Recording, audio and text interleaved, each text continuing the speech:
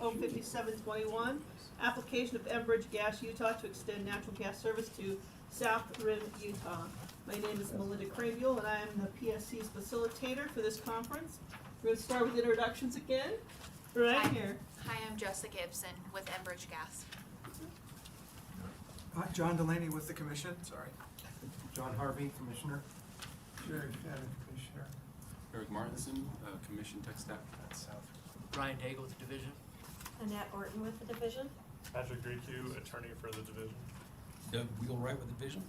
Trevor Jones with the division. Savannah Torman with the division. Kelly O'Connor with the division. Jordan Parks with Enbridge. Austin Summers with Enbridge. Eric Horton with the division. Jennifer Clark, counsel for Enbridge. Dale Cottom, external counsel for Enbridge. Will Radford, Enbridge. And we have no one on the phone, so once again, Enbridge has the floor. Get started. So, first couple slides, general overview of the project. South Rim identified 356 potential customers in the community. The infrastructure we're proposing to build 16,510 feet of 6-inch high-pressure pipeline, 68,975 feet of IHP pipe in the different sizes you see there, and then proposing to build 50,700 feet of service lines, and then we'll also be building a new regulator station. But before you go on, Yeah. the other presentation didn't give an option for a 6-inch pipe. Is there a reason why? I think our option B was a high pressure option. It probably was 6-inch, but I'm not sure. I'll have to go back and check. But option A was the IHP 8-inch option.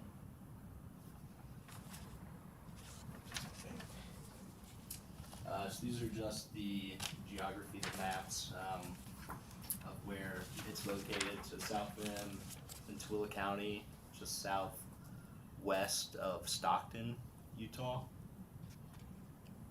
Yeah, that arrow's hard to see, but you got like Tooele, Stockton, Tooele Army Depot, and yeah, so South Rim's right out here.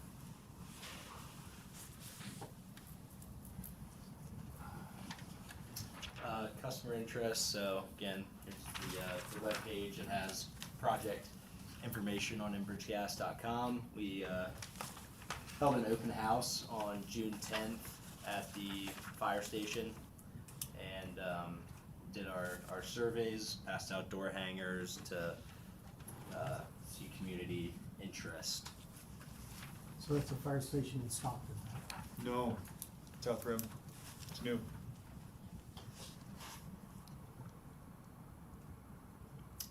So survey responses, we had 135 respondents say yes, they were interested in receiving gas service.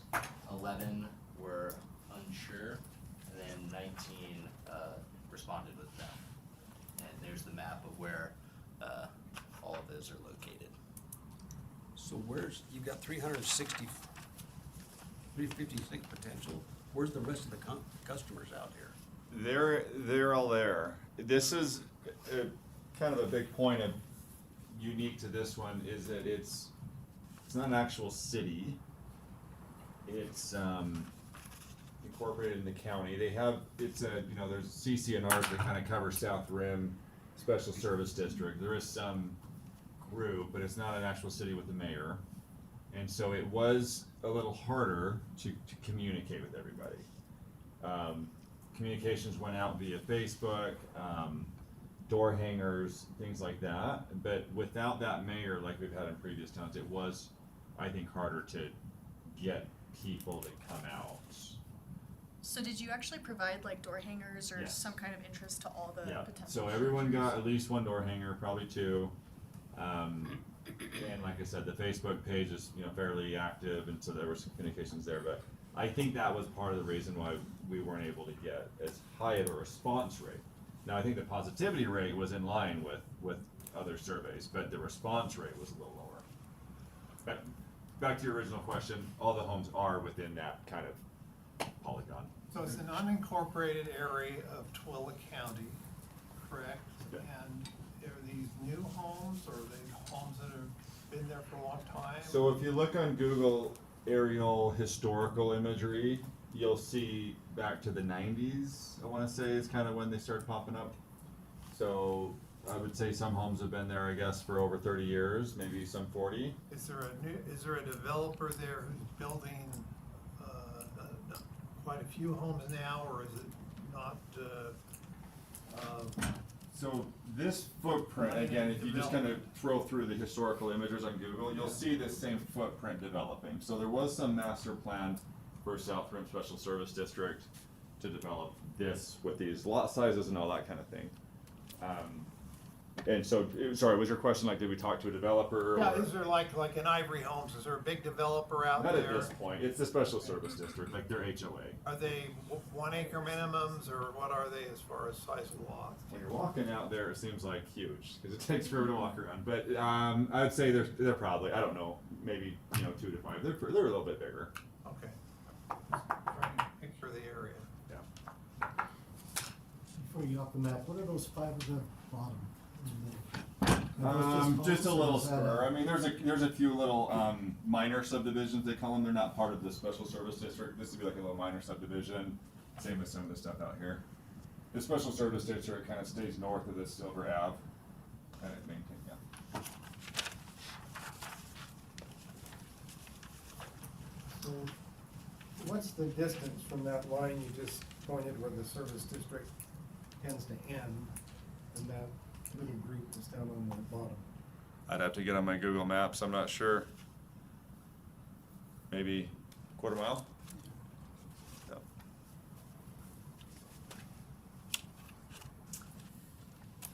So the spending caps, we talked a little bit about these earlier, but we're not allowed to spend more than 2% of D&G within a 3-year period, and then 5% for the total program's spend.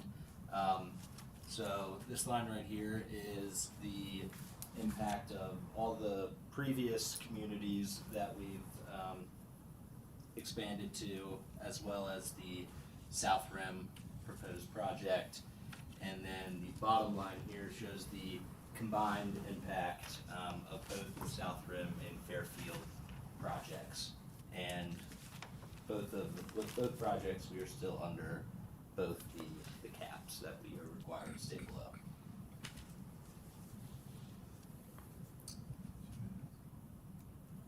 So the first question, please provide a more detailed list of ancillary costs new gas customers might experience, along with the expected amount for each one. So this is going to be a very customer by customer basis. Each customer is going to require different or home improvements to have their house be able to accept natural gas. So some customers may only need to spend money on a conversion kit to have appliances be able to be used for gas. Some people might need to buy new appliances. There might be additional ductwork, fuel lines of venting. So it's very dependent on each customer's specific situation. So Eric asked this in the last presentation, but you guys don't have the cost of like contractors in the area or anything like that? No, I don't believe we do. Okay, and then did you share these costs with customers, kind of just to give them an idea of how much it would cost them to convert? The question always comes up at the open houses, and I'm sure it came up in this open house as well. And someone from our operations group has always been there to kind of address that, and this is the basic information they'll share. Okay. Something similar. Yes, Commissioner. We're just looking at both of the presentations for today on that page that went through The spending caps? caps. Yeah. And the last 3 lines just don't make sense to us because there's the way the numbers are changing. Okay. If you could just explain what's supposed to add up to what. when you look at So those 2 sets. these, the top total revenue requirement amount, these are the amounts that we can't go above, so we can't spend. Right, so those numbers should be the same, and they're the same. Yeah, and But then then which of the these should second change? line, or this first line, the increase in revenue requirement, that is just the impact for the specific project we're looking at. So this is just the impact of South Rim. And then the one below is both South Rim and Fairfield and the impact that would have. So this should be the same on both, and this is the only land that's different. Yes, that's correct. All right. Thanks. Yeah.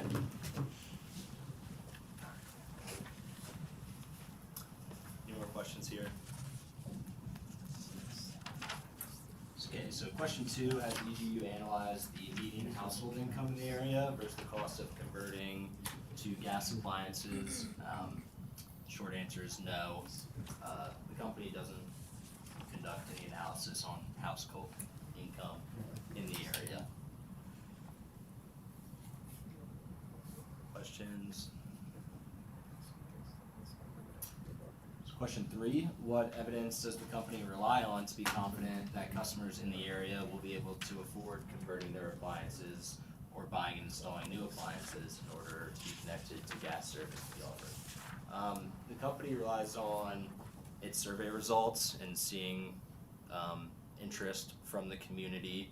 Like we saw on that previous slide, over 80% of respondents showed that they were interested in gas. And then we also just look at the historical data of the previous projects we conducted, and the data shows that customers are interested and they're getting their service lines and meters installed. Yeah. Which of these dockets, which of them has the 2-year deadline? Still active? Still active or inactive? Yeah. Genola was built or went into service, Right about now. 2 years ago now. I think 2 years ago now. So Okay, that so one, they're I up believe, against should it, be okay. closing up soon. Yeah. Portage will still have an additional year for that service line window. Eureka, Goshen, Alberta, and Green River. Wait, did I just misspeak? Because Portage, we're just closing up now, so Genola closed up a year ago. So Right. Genola has another year of eligibility. Oh, So okay. Green River is just rolling off right now. Okay. Okay. Yeah, that makes sense. So explain why you would have service lines installed but not meters for those that are closed. Yeah. So when they sign up, of course they fill out the paperwork, they sign up, we build the service line, and then they have 2 years still to get a meter installed, to do those meter appliance conversions and get the inspection completed. So we won't put the meter on until the inspection's completed. I mean, Eureka should be about that 4-year mark already.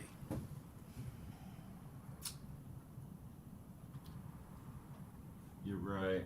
Maybe some never got their meter, and they're gonna have to, I don't know, I guess I shouldn't speculate, I'm not sure. So would you take a service line to a bare lot, or does it have to be a structure? If I own a bare building lot sitting out there, would you take a service line out there even though I'm not gonna build on it for 5 years?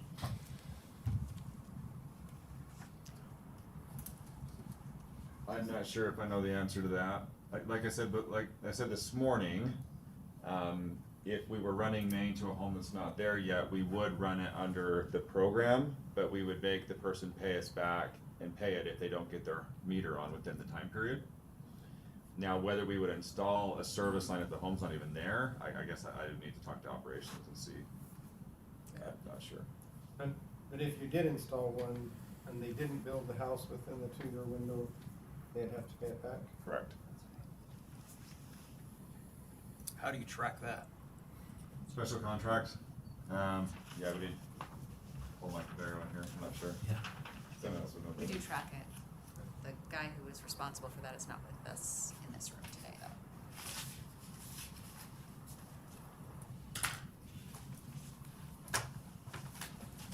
So question 4 asked, has EGU calculated the number of potential new customers in the area that may qualify for low-income assistance or other rebates? No, the company has not calculated the number of potential customers who qualify for low-income assistance.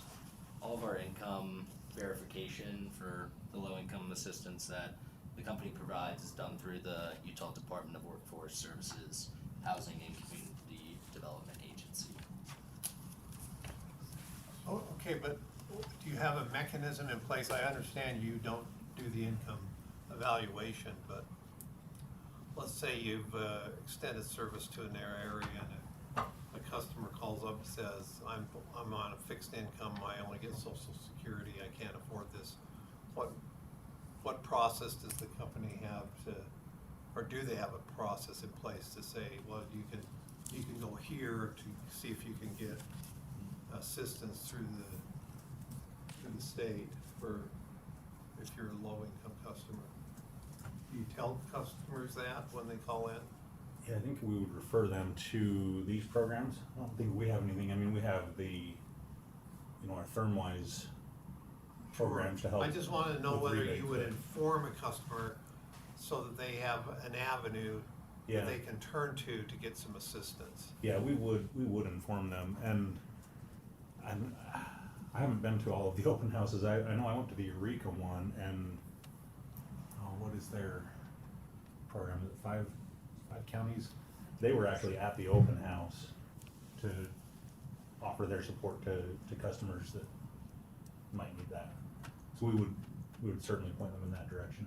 Yeah, we have pre-construction representatives that go out into these communities once we have received commission approval and go about talking to people and determining who's interested in getting people to sign up, and this is part of the conversation. So in that context, when they were contacting potential customers and they would hear, I'm on a fixed income, that's when they should be providing, and Should be your providing. instructions to them would be to provide that information. Here's where you can turn to receive assistance. Yeah, and my understanding is that's That is part of being what they done. do. Okay, But, perfect. but Thank you. we will confirm. Okay, thank you.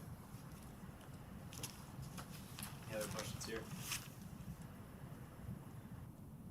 So question 5 asks, what is the financial impact of these potential customers receiving low income assistance on the overall cost of service / rate base?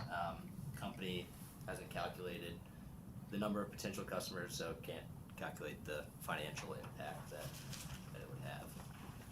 I have kind of a two-part question here. The first part is given the lower number of respondents to your survey and the, I guess, uncertainty around the financial data of your customers, how certain are you that the 350 something customers will actually sign up? Can they afford to? And I forgot the second part of my question, but yeah, if you could answer that first part, the second part will come back to me. In terms of understanding if they have the financial ability to afford it, we rely on survey respondents and seeing a positive result there. And then I think the cost to convert is on a very customer by customer basis. So some customers, it might be fairly inexpensive, some it may be more, and each customer kind of has to weigh their options there. Austin or Will? My 2 cents here is, having walked most of the streets in South Rim, the community is not of a lower income status than the other communities we've done. That was kind of where That's just my mind was observation. at. And then the second part of my question was, does the actual cost per customer to connect them that the company is providing, does that reflect all of these other, if they potentially need low income, or if they need rebates for appliance conversions, is that cost difference, would that be material? I don't think we've included that in our numbers, have we, Austin? I'm aware of it. And sorry, what is it material in terms of what? Yeah, so for example, if you have a significant number of customers that qualify for rebates to convert their appliances, would that create a material impact on the cost per customer to actually connect them to services? It's just that's on their side of the cost, because all the costs we present are the company's costs. So any rebates they get would be on their side. So I'm not sure how it wouldn't affect my numbers. Okay.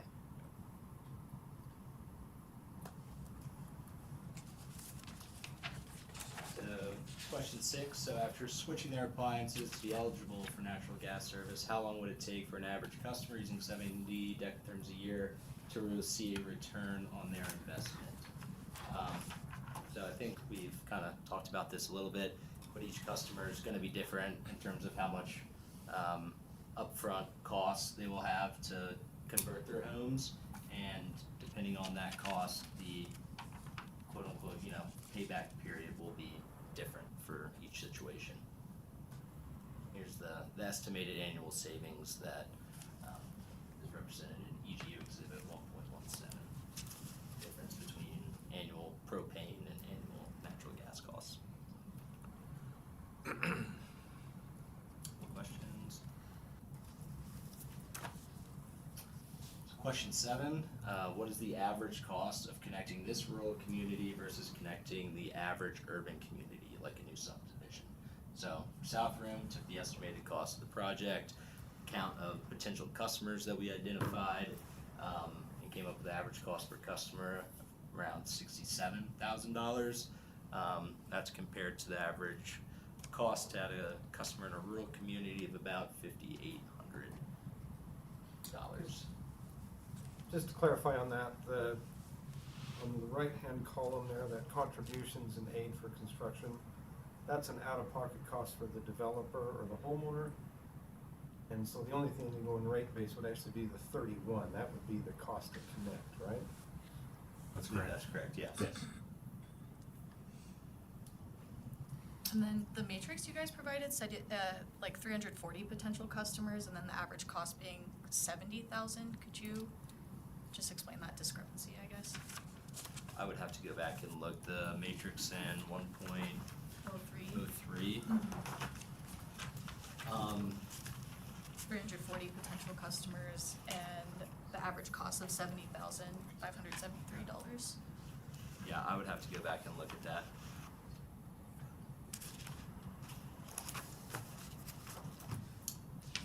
Any other questions?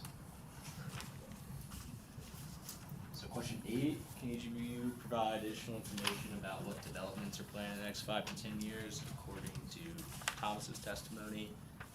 So similar to Fairfield, the company personally hasn't corresponded with any developers, any communication between the community and any potential developers or between them, and we haven't built our system with any additional development in mind. The growth opportunities that we projected were just standard growth that we anticipated. Yeah, Eric. So last time you referenced the mayor of Fairfield. Thank you. And this time you said it's not a city, so there's nobody like that to talk to. I thought you Yeah, said this so- was like an HOA or something? We tried to talk to various folks. I mean, the HOA is not as strong as an HOA you may think about. So there's no board? There are like CCRs, but we could not identify like a president of the HOA. The best I was coming up with was like the water company had a guy that built the water system. He was kind of in charge. But ultimately, for the community representative, we chose someone from the county to represent. But yeah, getting back to your question, it was a little tricky on this one. So, I'm kind of going back to one of your other things you said is you determine where to go based on the support from the community. And this one doesn't sound like you've got support from the community other than, you know, there's no mayor that's pushing you to bring services in. So why did you pick this community? I think it's a good candidate, a great candidate, in fact. I mean, a group of homes this tightly packed, and it's very economical and relatively in terms of compared to other projects. Of those we talked to, they were very passionately excited about gas coming in. I just think it was a matter of a lot of folks with no soliciting signs on their doors that kind of prefer not to be interrupted in life, and I'm sure they're going to want to take advantage of getting rid of that propane tank when it comes down to it. But yeah, I mean, your point's well taken. We couldn't get in front of as many people, you know, percentage-wise as the other communities. Well, I guess I thought that the cities were coming to you saying, we want you to bring services in. It goes both ways, yeah. I mean, I'm not sure if we stated in testimony or anywhere else that that's exactly always the case, but that's my approach in analyzing these isn't necessarily just who's come to talk to us. It's assessing everyone that does not have gas. Is this the first time you've actually had a proposed project that you've gone to the area?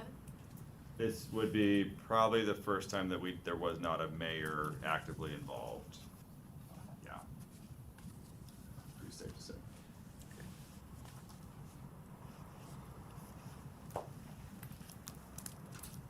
Question 9 asks to please provide a cost comparison of propane versus natural gas prices in the summer versus winter for this area.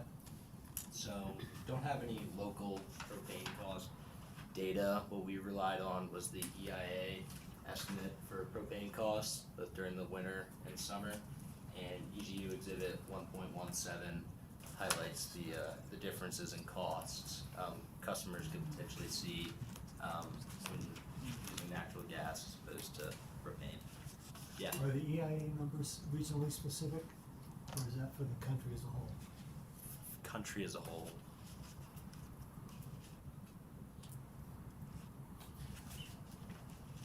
Any other questions? Question 10 asks, will the project collect its full cost recovery by the time the pipes are fully depreciated based on an average customer's use of 70 decatherms a year? So there's definitely been a lot of conversations about the cost effectiveness of these projects. In the Eureka docket specifically, there was a commission order that stated that we don't need to require these cost benefit analysis in these dockets. The legislation that was put in place allows these rural infrastructure developments to not have to prove lowest reasonable cost. So we haven't estimated the recovery timeline for this project.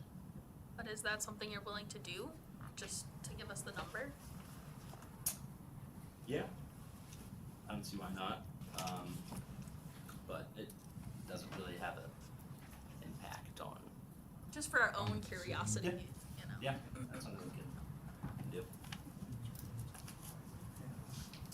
Any other questions here? Question 11, Will, I think we can start Okay.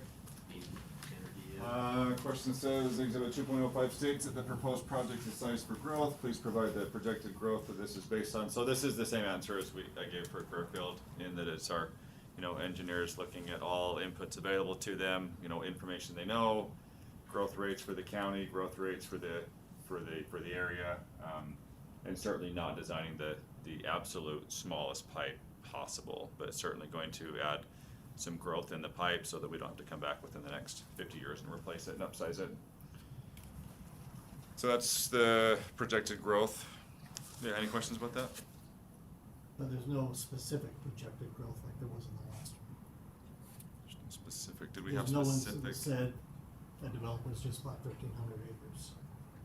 I can't say that there are no developers out there working on projects, but none that I'm in communication with, and none that went into our decision on how we'd size it. That's what I was asking. So, help me understand something. You're gonna put a 6-inch line to this one. High pressure. Okay, so that's the difference. This is a high pressure 6-inch, whereas the 8-inch intermediate high pressure on the other one. And some of the, engineering thought that went into this was, in Fairfield, we had a new regulator station right there, and IHP coming out of it down to the town in a short run. That made sense. In this case, it's a larger community of homes, a larger, minimum load out there to begin with, a further distance, and the regulator station infrastructure was not as modern in Stockton. So this one, made more sense to run high pressure out to it. So could you not do it with an IHP line? I think you could. Technically, it goes back to like what technically would work, but what's kind of your engineering best practice of how to bring the gas in that you need. I guess I'm like, I don't know. So it seems like the city representative testimony is very much about like, yeah, growth, we want to grow, getting gas will help us grow. Mm-hmm.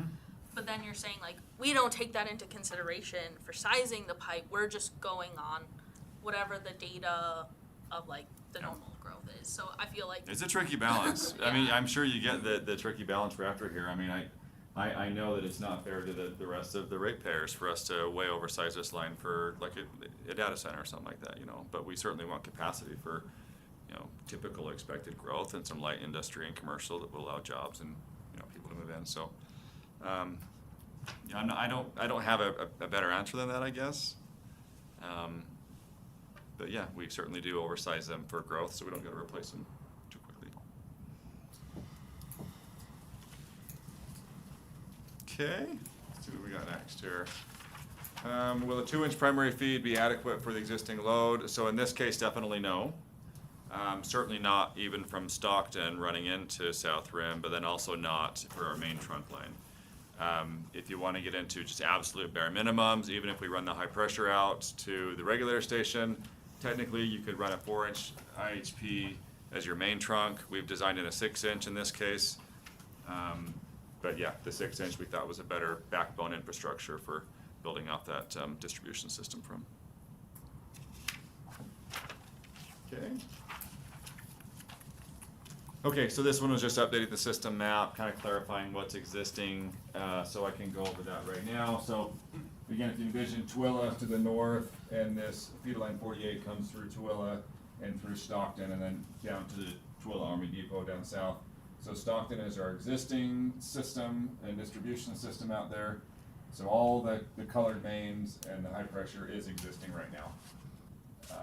So yeah, I think that calls it all out. You can kind of see South Rim over here to the west a little bit. Yeah, any questions about that? I'm really thinking more about an earlier slide. You said the lots were 2 to 5 acres, or? Don't quote me on that. But they're big They're lots. not quarter-acre lots. Yeah, yeah. So did you have to plan in a longer service line? Yeah. Or do you not worry about that, because it's not significant No, I enough? mean, we did put a little extra cost into the service lines. The landscape is interesting. There's kind of a lot of natural landscape, and we may not be able to bore in trenches installed because there's a lot of rock out there. So there was some additional costs for restoration and method of install on the service lines. And then, yeah, length is on average a little longer. As we've described in previous filings, we do actually draw in each service line from the main to where we see the propane tank. So we do get that length from an actual calculation, if you want to call it that. Kind of like Genola. Genola had kind of larger lots too.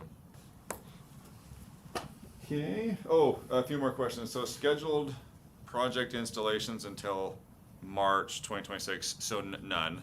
And again, the project schedule until March, if that's when we had the ruling on this, would be to continue design and work on a bid package for the contractor. And then time frame of expansion after the order is issued. So if there was a positive ruling, then in March we'd be ready to go out to bid and probably construct between April and November of next year. Okay. Let's see, you're still on me. After the cost estimate is approved, please provide an explanation of how hours and expenses are tracked internally. Similar with Fairfield, we'll pull project numbers or WBS numbers, and with those numbers we'll track various aspects of the project. The high pressure line has its own project number, the regulator station, IHP. So we'll track all of the internal and contracted costs on those numbers. Okay. Sorry, I have one. Yeah. question. So with the contractors, I thought this morning you said there were about half a dozen or so of the bids on each project. Yep. So are all of these large enough to handle several projects at a time? So, or do you have to limit yourself to 6-ish projects a year or of a time period? so what we'll do is we'll bid this all out as together, but we'll have the opportunity to give separate POs.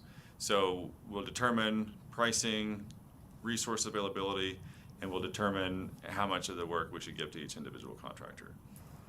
It'd be convenient if one had it all, but I probably don't have the resources for it, so I would guess at least one is in Fairfield and one is in South Rim. If not, potentially even breaking up high pressure and IHP to different POs or contractors. Yeah, are there fewer number of contractors that can do high pressure pipeline? I think it's almost the other way around. I mean, it's about the same, but there are maybe one example of someone who does not do IHP and also vice versa.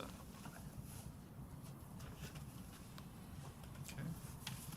Explain what the company would do with extra funds should the project come in under budget. So same thing as Fairfield this morning. If we come in under budget for a given year, those funds that were allocated to that project budget would be reallocated to other projects in our engineering discretion. other regular capital projects, Correct. not other rural Correct. expansion. That's correct. Okay.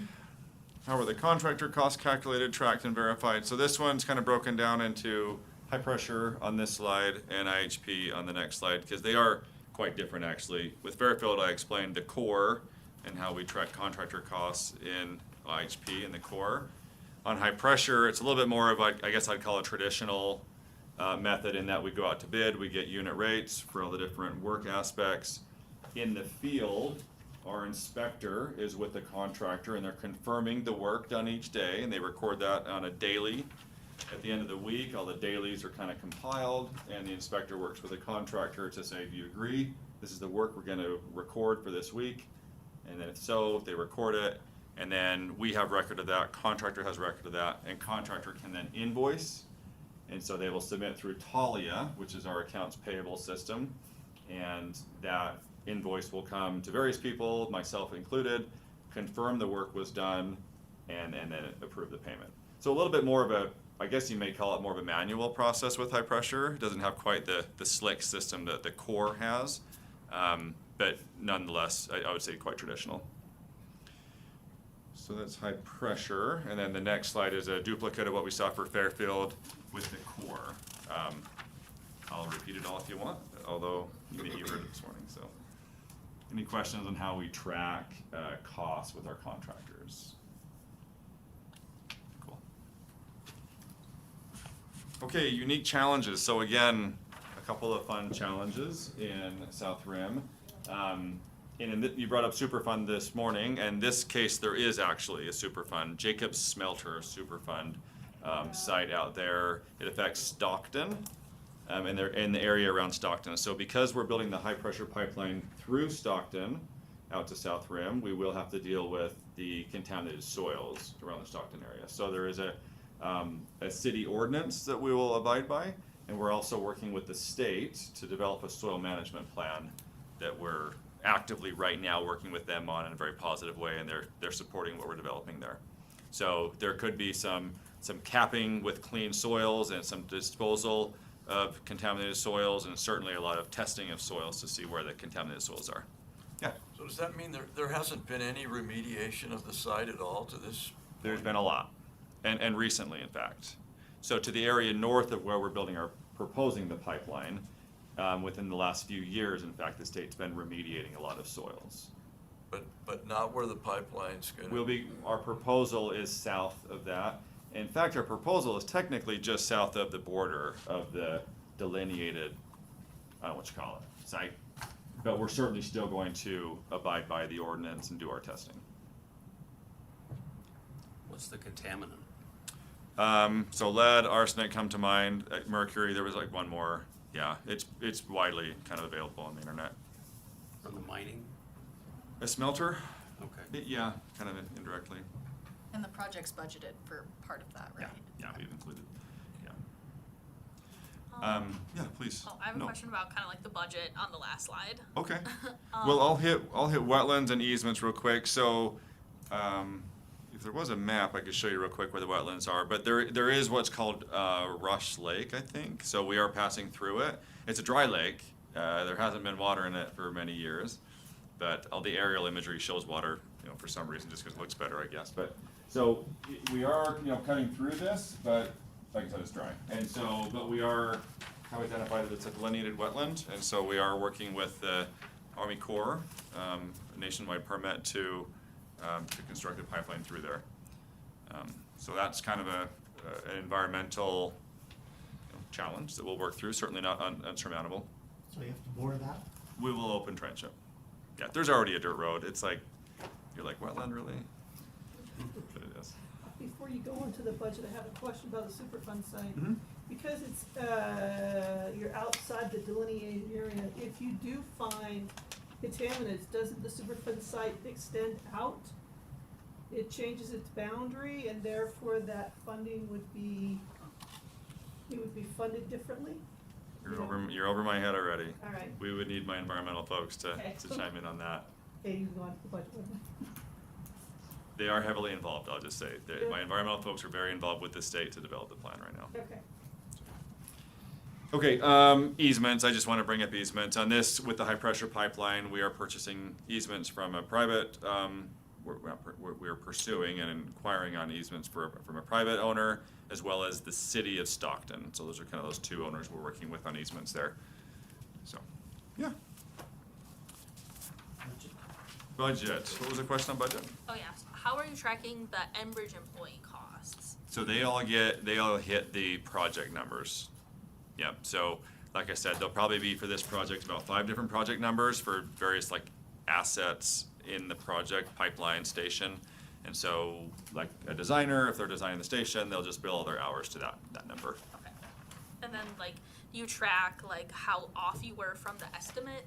Yeah, I mean, at any point, in fact, monthly, I'll be getting reports from accounting on this. So we'll be tracking spent and remaining forecast, and certainly do kind of a, you know, a final look at things in the end to see how off our estimates were. Okay, and then you would update like your next project to make your estimate closer to like the actual.